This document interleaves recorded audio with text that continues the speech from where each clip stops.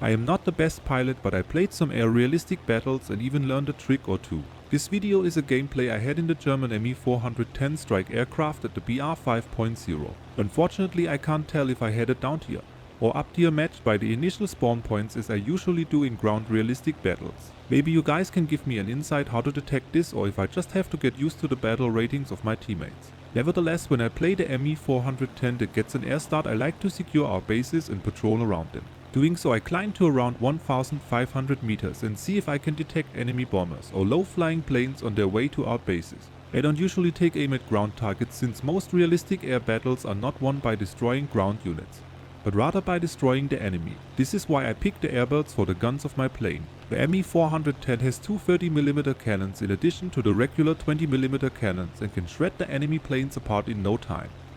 In this match, no enemy tried to rush to our bases, and I can use my air spawn as advantage and take out some enemy AI planes to get some points. Most of the time I have one run before I have to turn around and climb to my teammates, because by the time I destroyed one or two AI planes, the enemy is already in front of me and having a higher altitude.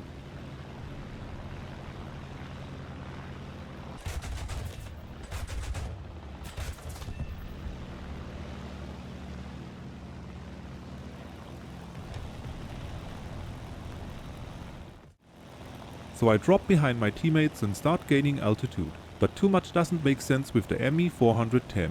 Normally I try to lure the opponents down to my altitude, especially at the beginning. In this situation, a teammate is calling for help, and since I have a higher altitude than the enemy, I can actually do so. The biggest disadvantage of this plane is that the pilot has almost no protection.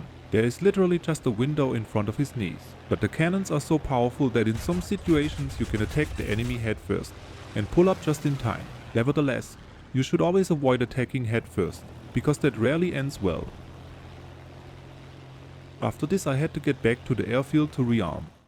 Doing so, I lost all of my altitude and therefore energy. At this point I want to talk about energy fighting. Even with a big striker aircraft like the Me-410, you can use a higher altitude and therefore more energy to your advantage. There are only a few propeller planes in this game that can actually turn fight in a one-on-one situation.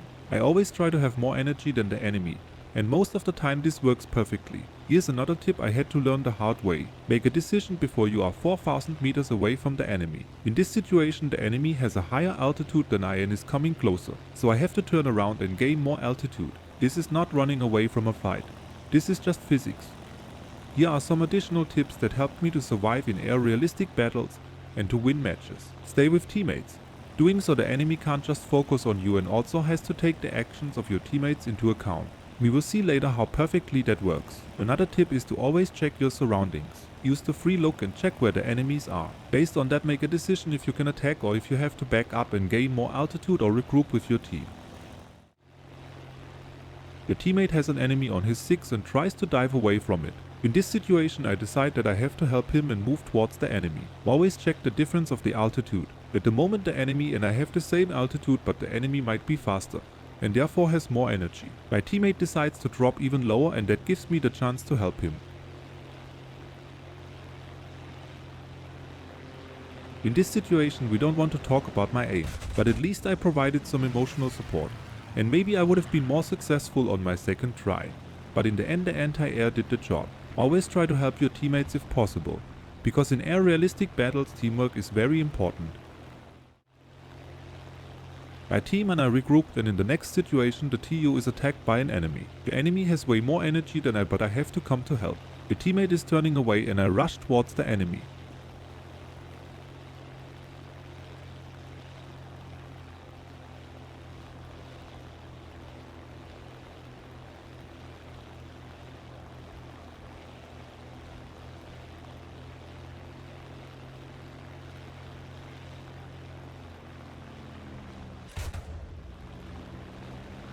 Again, I can't hit the enemy, but I disturb him, and this is also very important.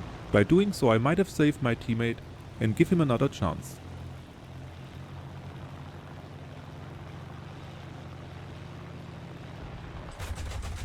Even another teammate is closing in to help, and now it is 3 versus 1.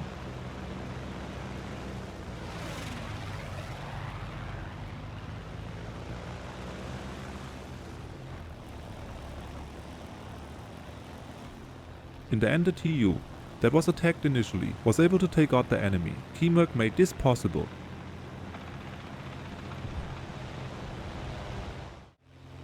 According to the leaderboard, there are 2 more enemies left. When you can't see them, they are either bombers and above 6,000 meters or at their airfield. The little black dot shows me where the enemy is and I can use the chat to inform my teammates. Again, I regroup with my team to have an advantage.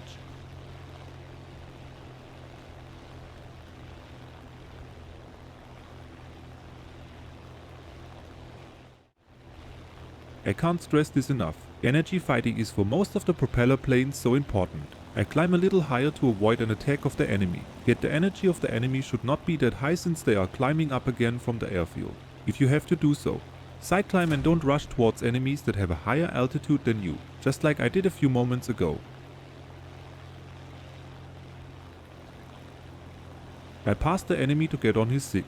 The moment I am behind the enemy, I dive towards them and use my energy to catch up.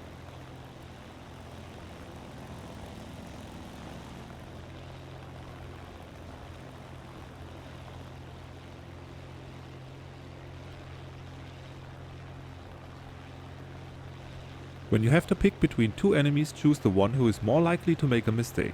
In this situation, the enemy decided to turn instead of boom and zoom away. Doing so, he gets slow as he reaches the top of his turn, and this is my chance. Again a horrible aim, but I was able to critical damage the enemy. There is a hole in your left wing. Time to focus on the other enemy. The powerful guns of the ME-410 again helped me to destroy the last enemy.